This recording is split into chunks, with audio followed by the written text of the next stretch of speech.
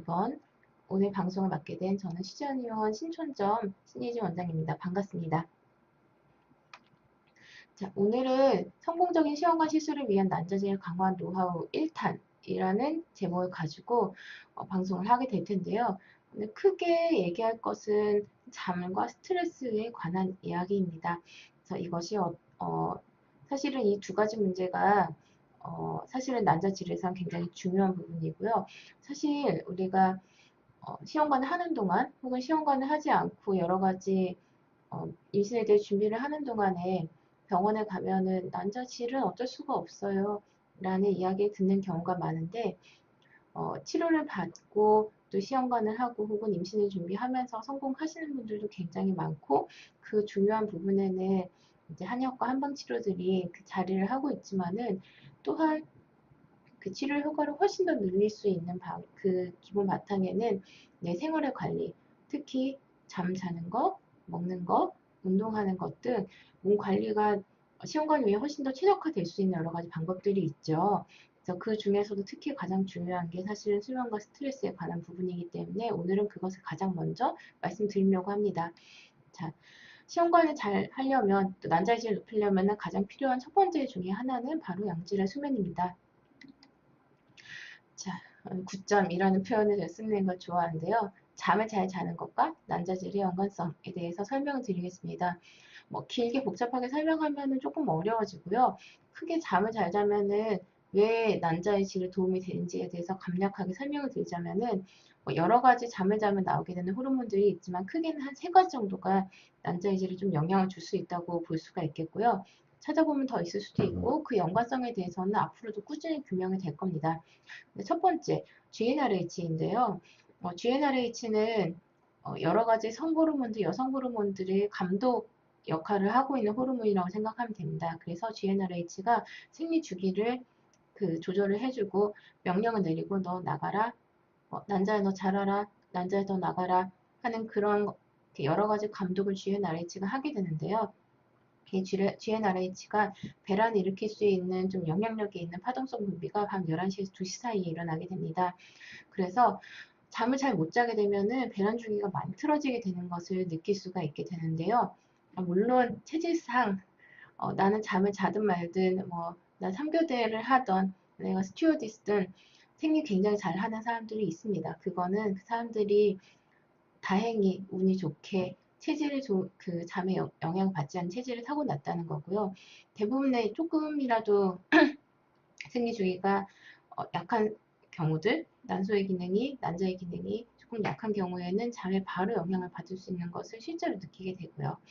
자, 두 번째는 성장 호르몬인데요. 성장 호르몬도 대략적으로 가장 많이 나오게 되는 시간이 11시에서 3시 정도 사이입니다. 성장 호르몬은 난자의 질에 관여하는 것으로 많이 알려져 있죠. 근데 성장 호르몬이 우리 몸의 세포가 손상된 부분을 유지하고 보수해주고 개선해주는 그런 역할을 갖고 있기 때문에 우리 몸에서 가장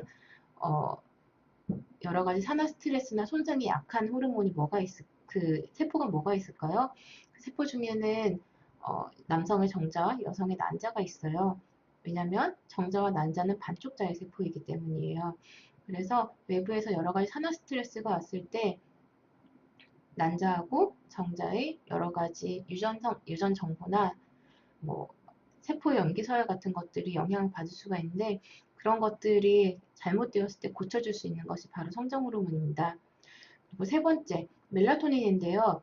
이거는 시차 적응하게 해주는 그 호르몬이죠. 이 멜라토닌은 우리 몸에서 면역력과 재생을 담당하기 때문에 난자의 성숙을 촉진시키다는 그런 기능을 갖고 있습니다. 이 역시도 잠을 잘 자게 되면은 11시에서 3시 사이에 가장 많이 분비가 되는 호르몬입니다. 그래프를 가지고 보자면은 길게 보시진 않아도 되고요. 멜라토닌의 파동이 11시에서 5시 사이 정도 그리고 LH 호르몬의 GnRH 호르몬에 영향받아서 분비가 되거든요. 그래서 특징적인 큰 파동이 11시에서 7시 사이에 있다는 거, 잠을 자는 동안 일어난다는 거 볼 수 있고요. 성장 호르몬도 10시, 11시에서 3시 사이에 가장 많은 양이 분비가 된다는 걸 볼 수가 있습니다. 자, 그렇다면 한의학에서는 왜 굿잠이 필요하다고 이야기할까요? 자, 우리 몸을 이렇게 돌아가게 하고 우리 몸 보수하고 면역력을 만드는 그 큰 기를 우리 몸에서 위기와 연기가 있는데요. 특히 이 연기가 낮 동안에는 우리 몸 바깥에 움직이게 하고 순행을 하는데 잠을 자면은 그 시간 동안에 연기가 몸 안쪽으로 들어가서 그 안쪽에 있는 장기를 보수하고 고치고 음혈을 보충을 해주는 역할을 하게 돼요. 그래서 잠을 자는 동안에 연기가 몸 안쪽으로 들어오게 되는데 근데 눈을 뜨고 있으면은 그 연기가 몸 안으로 들어가지 못하고 계속 몸 밖을 순행할 수밖에 없거든요. 그래서 잠을 자지 않으면은 특히 밤 시간에 잠을 자지 않으면은 몸이 보수되고 치료되고 할 수가 없습니다. 특히 11시에서 2시 사이는 자시인데요. 이 시간에는 연기가 자궁과 난소, 족소음경을 돌면서 순행을 하는 시간이기 때문에 이 시간을 놓치고 나면은 자궁으로 음혈이 보충이 되고 자궁이 보수되고 치료가 될 수 있는 시간을 놓치게 되는 겁니다. 그래서 11시에서 2시 사이의 시간에는 잠을 잘 주무셔야 됩니다. 그렇다면은 질이 좋은 수면이란 어떤 수면일까요? 자, 첫 번째, 하루에서 7시간에서 8시간 정도 주무시는 겁니다. 보통 20대, 20대 초반, 중반 정도까지는 하루에 4시간씩 자면서 놀기도 하고 일도 하기도 하죠. 근데 7시간에서 8시간 정도의 충분한 수면이 없으면은 우리 몸에서 어, 다치거나 손상이 된 세포들을 복구할 수 있는 시간이 없어요. 그래서 꼭 이 시간을 주무셔야 되고요. 만약에 낮에 4시간, 밤에 4시간 주무신다. 이것도 사실 별로 의미가 없습니다. 밤에 7시간에서 8시간 정도 주무셔야 되고요. 아까 전에 제가 11시에서 3시를 조금 중요하게 말씀드렸었는데요. 실제로 11시에 잠이 들어가 있으려면은 밤 10시 반 정도에는 잠자리로 들어가 있으셔야 돼요. 그래야 조금 뒤척이고 생각하고 여러 가지 정리하고 난 다음에 잠이 들어서 본격적으로 호르몬이 나오는 게 11시가 되거든요. 그래서 대략적으로 11시에서 한 6시, 7시 정도까지 자는 게 가장 시간적으로는 퍼펙트하다고 볼 수가 있죠. 자, 두 번째는 중간에 잠이 깨지 않고 주무시는 게 좋아요. 특히 소변 보느라 잠 깨시는 분들 계시죠? 몇 번 정도 깨세요? 사실은 제가 몸 상태가 좋아졌는지 치료를 하면서 몸이 개선되고 있는지를 점검할 때 가장 먼저 체크하는 것 중에 하나가 야간요입니다. 밤에 몇 번을 깼는지 혹은 밤에 몇 번을 깨서 화장실을 갔는지 야간요를 체크하는 이유 중에 하나는 밤에 잠을 잘 자면은 몸에서 항이뇨 호르몬이라고 하는 호르몬이 나와서 소변을 못 만들도록 만들어요. 그래서 잠이 깊이 들면 소변이 안 만들어집니다. 근데 잠이 얕으면은 계속 소변이 만들어지기 때문에 자다가 깰 수밖에 없어요. 그래서 첫 번째, 자다가 화장실을 간다는 건 잠이 깊이 들지 못했었다. 두 번째, 화장실을 2번, 3번 왔다 갔다 하면은 잠이 자꾸 깨버려요. 그래서 깊은 잠을 자지 못하게 돼요. 그래서 야간요가 얕은 잠을 유발하고 얕게 자기 때문에 야간요가 더 심해지는 악순환에 들어가게 됩니다. 그리고 세 번째, 야간요가 자꾸 생긴다는 거는 하초, 방광, 자궁의 힘이 너무 떨어져서 소변을 잡을 수 있는 힘이 너무 약해진다는 의미예요. 그래서 보통 할머니들 보면은 밤새도록 화장실 가시죠. 한 9시에 피곤하세요. 주무세요. 11시 일어나고 1시 일어나고 3시 일어나고 5시 일어나서 화장실 가고 아 이제 다 잤다 하고 5시 일어나시죠. 그래서 화장실을 많이 간다는 거는 내가 완전히 폐경이 끝나고 난 다음에 할머니 상태와 비슷한 호르몬 상태라고 생각을 하시면 되세요.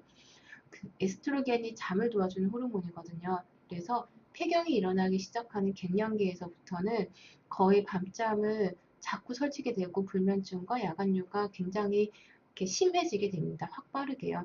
그래서 일례로 저희 환자분 중에서 조기 폐경이 있어서 그 32세인데도 거의 생리를 안 한 지 3개월 정도 되신 분이 계셨는데 나중에 몸이 좋아지고 난 다음에 생각해 보니까 자기가 그렇게 몸이 안 좋을 때는 화장실을 새벽에 일어나서 가는 게 너무 당연했었대요. 그래서 이렇게 당연하게 이렇게 가는 거라고 생각했었는데 몸이 좋아지고 보니까 지금은 화장실 한 번도 안 가거든요. 자다가. 그래서 몸이 정말 안 좋았었구나라는 거를 느끼셨다고 하고요. 그래서 야간요가 없어지고 그리고 잠을 잘 자고 그리고 생리를 하고 하면서 처음에 AOH 0.8에서 지금 2점대로 많이 올라가 있는 상태이시고 임신 시도하고 계십니다. 잠이 그렇게 중요합니다. 그리고 꿈은 안 꾸시는 게 좋아요. 꾸더라도 한 번 정도. 꿈을 꾼다는 거는 사실 우리가 잠을 자는 동안 계속 꿈을 꾸고 있거든요. 그런데 꿈이 기억날 정도인 거는 얕은 잠일 때. 그래서 꿈이 두세 번 정도 있었다고 하면은 얕은 잠으로 두 번, 세 번 정도가 내가 깨서 일어난 상태인 거예요. 그리고 일어났을 때 개운함을 느껴야 됩니다. 이거 중요하죠. 보통은 잘 못 느끼시죠. 요즘에는 많이 피곤해 하시니까. 그리고 아까 잠깐 낮잠에 대해서 얘기를 했었는데, 자, 멜라토닌이 분비가 되는 그래프인데요. 아주 옅은 정도의 거의 어두운 불빛만 있을 때 멜라토닌 농도가 새벽 밤 9시에서 8시까지 이렇게 올라갑니다. 그래서 실험을 했는데 차광을 한 상태에서 잠을 자도 역시 이렇게 많이 올라가는 게 보입니다. 근데 밝은 빛에서 잠을 자게 되면은 멜라토닌이 하나도 분비가 안 됩니다. 그러니까는 낮 시간에 잠을 자는 것이 멜라토닌의 형성에 별로 도움을 주지 못한다는 것을 볼 수가 있습니다. 그러면 깊은 잠을 자기 위해서 어떻게 해야 될까요? 저는 사실 이거 되게 중요하게 말씀드리는데요. 우리 사회가 옛날에 비해서 굉장히 밤 시간에 활동을 많이 해요. 옛날에 자연적으로 우리 몸이 생활을 할 때 자연에 맞춰서 생활을 하는 게 가장 건강한 생활이거든요. 근데 우리는 그렇게 하지 못하죠. 옛날에는 빛이 없었기 때문에 밝을 때는 운동하고 낮에는 밤에는 깜깜해지면 잠을 잤어요. 밤에 할 수 있는 게 없으니까. 근데 요즘에는 밤에도 너무 밝은 상태죠. 그래서 옛날 같으면 5시, 6시부터 어두워지기 시작해서 7시, 8시가 되면 잠이 드는 생활이었다고 하면은 지금은 12시까지도 너무 밝아요. 조명도 밝고 하는 일도 계속 신경을 써서 눈을 뜨고 TV 보고 스마트폰 보고 흥분이 굉장히 되어 있는 상태에서 바로 잠을 들려고 하니까 잠을 들기가 너무 어려워요. 그래서 내 흥분을 가라앉혀줄 여러 가지 루틴이 필요합니다. 영어로 리추얼이라고 하기도 하고요. 그래서 첫 번째, 반신욕을 해주시면 나의 흥분 좀 가라앉혀서 몸을 이완시킬 수가 있습니다. 두 번째, 복식호흡도 굉장히 도움이 됩니다. 눈을 감고 호흡에만 집중을 하면서 복식호흡을 하고 기운을 아래로 끌어내리면은 흥분되어 있었던 내 교감신경이 굉장히 아래로 가라앉으며 황진이 풀립니다. 세 번째, 이 복식호흡에서 좀 더 나가서 일전 명상 같은 것들을 하는 것도 도움이 됩니다. 이거는 복식호흡을 조금 더 집중을 하면서 하게 되면 명상으로 갈 수 있고요. 그게 아니면 따로 명상을 배우는 것도 방법이 됩니다. 네 번째, 일기 쓰기. 내가 하루 동안 있었던 것들을 잠을 자면서 원래 감정을 정리하고 학습할 건 학습하고 너무 괴로운 기억을 잊어버리는 게 잠이 해주는 일이거든요. 근데 그게 너무 이렇게 기분이 나쁘고 화가 나고 생각이 계속 나면은 그 생각이 누운 상태에서 머리에 또 잠을 자기 위해서 불을 꺼놓으면은 생각이 그 하나에 엄청나게 집중돼서 그 생각에 꼬리를 물고 하면서 그걸 엄청나게 묵상하게 되죠. 그래서 하루 있었던 기분 나쁜 일을 명상을 하게 됩니다. 그러면은 잠이 깊이 들 수가 없거든요. 그럴 때는 실명, 이 실명의 욕이 들어간 일기를 쓰는 걸 권해드립니다. 풀어내는 거예요, 그것을. 굉장히 도움이 많이 됩니다. 그 다음에는 되도록이면 아까 말씀드렸듯이 11시 이전 잠이 드셔야 되고요. 그 밖이 너무 이렇게 밝은 상태일 때는 암막 커튼을 사용하는 게 좋고, 특히 수면 무드등 같은 것들, 16스 이상의 빛이 수명을 방해한다고 하는데 이 빛이 어느 정도냐면은 물체를 겨우 인식할 정도의 약한 빛이거든요. 근데 이거보다 밝은 빛, 수면등 같은 거 켜고 있으면은 거의 멜라토닌이 잘 형성이 안 된다고 합니다. 조명이 없는 굉장히 깜깜한 상태를 만들어 주셔야 됩니다. 그리고 잠자리에서는 휴대폰과 컴퓨터를 완전히 하지 마시고 완전히 내려놓으셔야 되고요. 특히 잠자기 2시간 전부터는 음식과 음료 섭취를 금지해 주셔야 됩니다. 이유는 뭐냐면은 야간류로 수면 장애가 발생을 하기 때문에 야간류가 없도록 해줘야 되고요.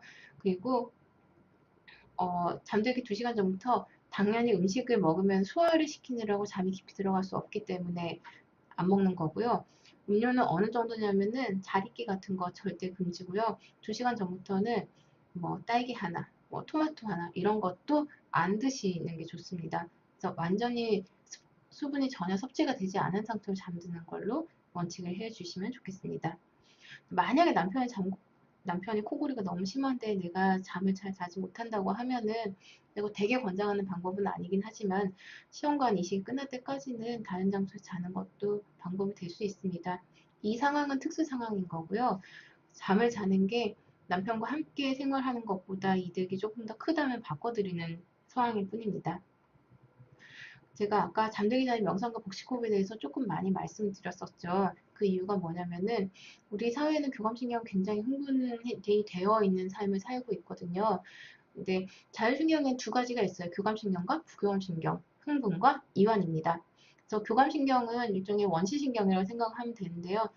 이렇게 바늘처럼 끝이 바짝 서 있는 상태를 만들어주는 게 교감신경이에요. 왜냐면은 포식자들이 나타났을 때 내가 혹시 내 주위에 포식자가 없는가 하고 주위를 막 살펴보면서 민감하게 예민하게 있다가 나타나면은 빠르게 도망가는 거예요. 그래서 눈동자가 커지고 손, 발, 말초에 있는 여러 가지 근육으로 운동을 할 수 있는 근육으로 혈류가 많이 가게 되고요. 그 심박이 빨라지고요. 흥분이 되고 털을 바짝 세우게 하고 아드레날린이 분비가 됩니다. 이런 상태에 잠을 잘 잘 수 있을까요? 못 자요. 그런데 우리 사회는 정말로 스트레스를 많이 받으면서 살아가기 때문에 대부분 이렇게 외부에서의 자극에 내가 민감하게 곤두서 있는 교감신경이 굉장히 항진되어 있는 상태에서 살아가게 됩니다. 그래서 교감신경이 항진되어 있으면 수면도 방해가 되고요. 그리고 특히 우리 몸에서 정상 상태를 유지하기 위해서 사용을 하는 장기들, 예를 들면 소화가 된다, 몸을 재생시킨다, 혹은 생식기로의 혈류가 간다, 이런 것들이 전혀 이루어지지 않게 되고요. 그래서 임신에도 역시 방해가 됩니다. 그래서 교감신경이 그 이제 명상을 하게 되면 이런 교감신경 흥분을 진정시킬 수가 있고요. 그래서 스트레스를 완화시킬 수가 있습니다. 또한 소화 기능도 강화될 수가 있고요. 난소와 자궁물의 혈류를 공급을 원활하게 해줍니다. 그래서 명상, 반신욕, 스트레스 해소가 일어나게 되면 부교감신경이 우세해질 수 있도록 도와줄 수 있습니다. 그러면 쭉 이어서 스트레스에 대해서 관리를 말씀을 드릴 건데요. 우리 몸에 교감신경이 항진되는 것을 낮추고 부교감신경이 좀 더 우세해지도록 도와주는 게 난임에서 굉장히 필요합니다. 스트레스랑 난임에 대해서는 명확한 관계가 아주 밝혀져 있지는 않고 계속 연구 중이지만 대부분 스트레스가 난임에 영향을 준다는 점에는 동의를 하고 있습니다. 그래서 뭐 이런 얘기하죠. 제가 강의하거나 얘기할 때 굉장히 주변 사람들을 많이 파는데요. 제 친구 중에서 1년 동안 임신 시도했는데 임신이 너무 안 돼서 우리 그냥 한번 여행 갔다 오고 난 다음에 시험관을 하자라고 여행을 간 여행지에서 떡하니 첫째가 생겼어요. 그래서 우리는 임신이 잘 안 되는 부부니까 둘째는 어떻게 할까 고민을 하는 도중에 피임을 안 했는데 둘째가 갑자기 생겼어요. 그러니까 임신을 해야 된다는 그 스트레스가 오히려 임신을 방해를 하는 거예요. 그리고 임신에 대해서 별다르게 스트레스나 의무감 같은 걸 갖고 있지 않은 상태에서 임신이 시도한 것은 임신으로 굉장히 잘 연결이 됩니다. 그런 얘기도 많이 듣죠. 시험관 10차까지 해도 안 돼가지고 포기하고 우린 시험관 안 되겠다 하고 완전히 시험관을 포기한 상태에서 자율임신이 되는 것들. 스트레스가 착상을 민감히 방해하기 때문인데요. 스트레스가 페로몬 분비를 교란해서 배란과 생리를 불규칙하게 해서 난자 자체의 기능이나 난소의 기능을 저하시키는 부분도 있고요. 또 하나는 프레그네놀론이라고 하는 그 호르몬 전구 물질이 그 스트레스 호르몬도 만들고 혹은 성호르몬도 만들 수 있는데 만약에 스트레스가 너무 과다된 상태이면은 프레그네놀론이 코티솔 스트레스 호르몬을 만드는데 너무 이렇게 많이 사용이 되다 보니까 성호르몬을 만드는데 좀 덜 가지 않을까, 원료가 부족해지지 않을까 하는 그런 추측도 하고 있습니다. 이것도 일설입니다. 그래서 스트레스를 완화하려면 어떻게 해야 될까요? 1번 적절한 수면 말씀드렸죠. 2번 외술적 승화. 또 스트레스 요즘에 그 힐링 테라피 혹은 컬러링 북 같은 거 1, 2년 정도 굉장히 유행하고 있잖아요. 요즘에 사람들이 굉장히 스트레스를 받고 있는데 그것을 조금 더 예술적으로 승화하면서 집중하면서 풀기 위한 것들입니다. 그림을 그린다거나 글을 쓴다거나 혹은 전시회를 관람한다거나 이건 생각보다 괜찮아요. 그리고 악기를 연주한다던가 혹은 동호회 활동하는 것도 괜찮습니다. 그다음 활동적 승화. 물론 스트레스를 굉장히 많이 받고 우울할 때는 내 우울의 감정의 꼬투리가 어디 있는지를 그걸 잡아 끌어올려서 해소를 하는 게 방법이 될 수도 있어요. 근데 그거는 사실 상담가의 지도가 없이 혼자서 하는 거는 그 원인을 찾고 찾고 찾고 파고들어서 실마리를 잡아도 해결을 하지 못하는 경우가 많아요. 오히려 내가 혼자서 스트레스나 우울감을 풀려고 할 때는 그걸 너무 깊이 들어가지 않고 내가 그런 감정이 있다는 걸 인정을 한 상태에서 더 이상 깊이 들어가지 않는 게 필요할 수도 있습니다. 보통 운동이나 외출을 하고 나면은 내가 깊이 안쪽으로만 들어가려고 하는 감정들이 깊이 들어가지 않고 우울에 빠지지 않도록 도와줄 수가 있어요. 그래서 되도록이면은 스트레스가 쌓일수록 집에 있지 않고 움직이는 게 좋고 사람을 만날수록 더더욱 좋습니다. 혼자 지내는 것보다는 다른 사람 만나는 게 좋고요. 그리고 또 하나, 그래서 다른 사람 만나서 표현을 하는 게 좋습니다. 그래서 수다도 괜찮고요. 노래방에 소리를 꽤 질러보는 것도 생각보다 괜찮습니다. 일은 해결되지 않지만 기분이 굉장히 풀려요. 그리고 또 하나, 실명의 욕설이 적힌 일기를 써보는 겁니다. 네, 제 일기장, 비밀 일기장 굉장히 많이 들어있고요. 욕설을 잘 하지 못한 성격이라서 굉장히 아깝다는 생각이 들기도 합니다. 자, 시험관 때문에 일 그만두고 계신 분 굉장히 많으시죠? 보통은 일로 인한 스트레스가 너무 심해서 시험관이 안 되는 것 같아서 일을 그만두고 시험관을 가게 되는데요. 보통은 시험관을 집중을 하게 되면 시험관이 스트레스가 돼요. 그래서 저는 보통은 시험관을 위해서 일을 그만두는 거는 사실은 육체적인 일이 너무 심할 때 빼고는 많이 권하지는 않아요. 시험관 때문에 만약 일을 그만두고 계신다면은 시험관에 스트레스 받지 않으시면 좋을 것 같아요. 그래서 내가 이 시간은 시험관을 위해서 노력해야 되는 시간이라는 스트레스를 받지 마시고 열정적으로 내가 이렇게 살아왔으니까는 조금 휴식을 취하자. 안 되어도 좋다. 내가 3개월 휴직을 내긴 했지만은 3개월 내에 시험관을 꼭 합격시키겠다는, 성공시키겠다는 그런 생각하지 말고 그냥 쉬자.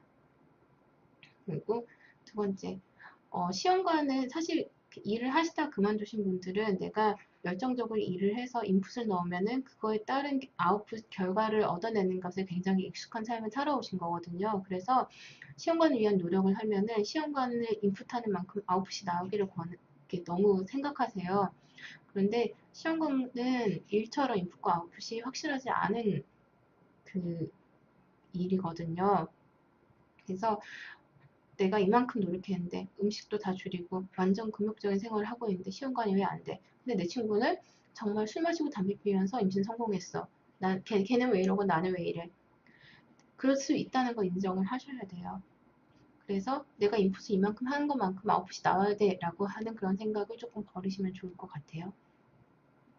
자, 그리고 반드시 하루에 한 번은 꼭 외출해 주세요. 일상적인 생활을 하다가 일을 그만두면 처음에는 잠을 막 깊이 자요. 그런데 점점 낮밤이 바뀌게 됩니다.